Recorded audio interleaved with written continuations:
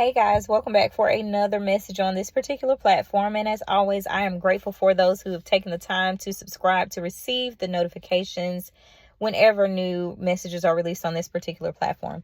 And so, as always, we'll start with our verse of the week, which is none other than Psalm 139:14, which is a beautiful reminder. I encourage you to go and read the entire verse, but it's a beautiful reminder of you being fearfully and wonderfully made by the Creator himself. And so, our message for today is none other than hope. And so when I was given this particular subject matter, of course, the verse of hope deferred, making the heart sick, came to mind. And so when you think of these things, it's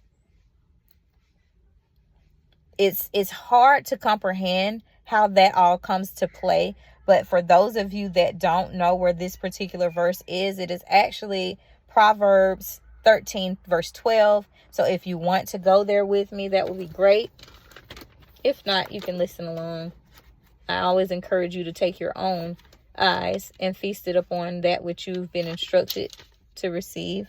So Proverbs chapter 13 and verse 12.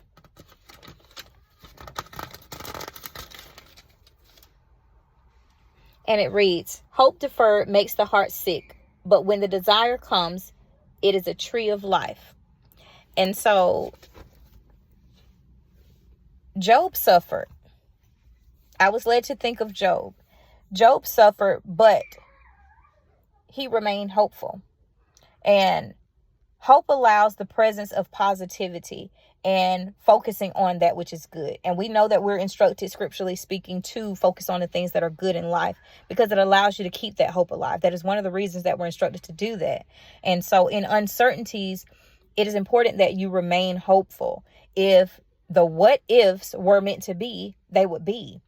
And so as someone that's been in mental health and have provided psychological components and psychosocial therapeutic services for a number of years, I see on in how anxiety can weigh on people's mindset.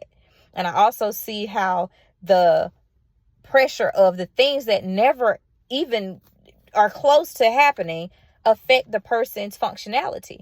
And 99% of the thoughts of the negative things that you have housed in your head don't even take place. But then it's quite the opposite. When you're hopeful about something and you think on these things that are positive, they typically tend to happen at a much higher rate. And so it's like that reverse piece that needs to be done there. And so be mindful that hope leads to newfound joy, and reflect on that. When what you hope for is brought to fruition, you now have a newfound joy, a reason to sing, something to be grateful for, another reason to go to our Father in heaven and praise him and give him all the glory and honor that you should be giving him anyway in all circumstances. Because it's he that delivers these opportunities and the level of joy that you have received over the course of the journey of life. And so don't grow weary in doing good. Remain hopeful instead. And so all of these different scriptural instructives are surrounding by hope, around hope. And then Proverbs 10:28 also reminds us the hope of the righteous will be gladness, but the expectation of the wicked will persist. And so what this verse is saying is gladness comes for those who are righteous, because that means it's going to be delivered. You're in operation of obedience. But then for the wicked, they can expect, and they can expect, but they'll always be persisting that expectation because it never comes. That's what it means. And so don't allow whatever circumstances you may be going through. I know a lot of people are going through a lot of different hardships and trials right now, as am I. However, I am hopeful. I remain faithful. I remain obedient in the works which he's called me forward to walk in. And so be mindful of that. Allow your heart to remain joyful. Allow your heart to remain hopeful. If it's becoming unbearable to you, ask our Father in heaven through prayer for your ability to be able to have a renewed heart, to have a new song to sing.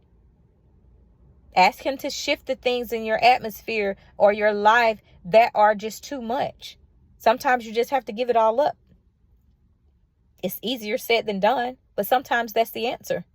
Let it all go. Start over. Reset. And it's nothing wrong with that. And don't let anybody else tell you that. It is. Age doesn't have to define anything.